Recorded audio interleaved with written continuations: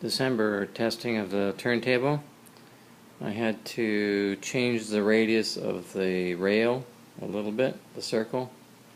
I think it's okay now, and I've allowed for a little slop on the wheels with a shoulder bolt, so each wheel can slide in and out of radius dimension a little bit. The position now would be resting as it came from the yard. That little speeder just came from the yard and drove onto the turntable. Now we're going to spin it around. The roundhouse itself will be, the stalls will be where the dolly is, starting there. 1, 2, 3, 4, 5, 6 stalls.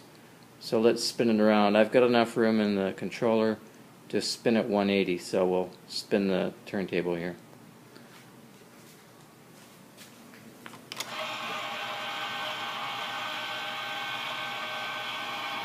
It's actually past 180, but I think it's rotating pretty good now.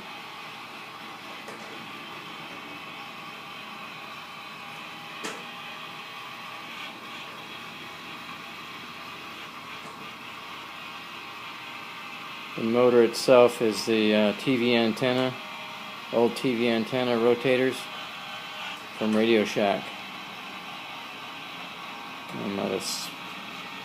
So I can get a little bit more than 180 out of it. So that's plenty. Let's spin it back.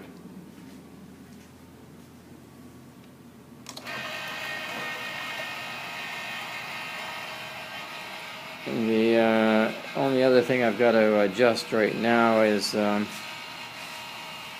stopping exactly at a track. I still haven't got that totally figured out. My first guess was to use magnets, one on the end of the turntable and one at each stall and the home base where it meets the yard.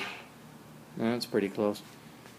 I've built the support underneath that drives the turntable has a little slop to it, so that you can do this, and that's just built-in slop, the dimensions I gave it. So if I put a magnet like this mounted in, well, roughly in here somewhere, and like that, whatever, and then a magnet at the other end here, as the turntable comes around, it'll center itself. And let me see if I can grab a magnet here.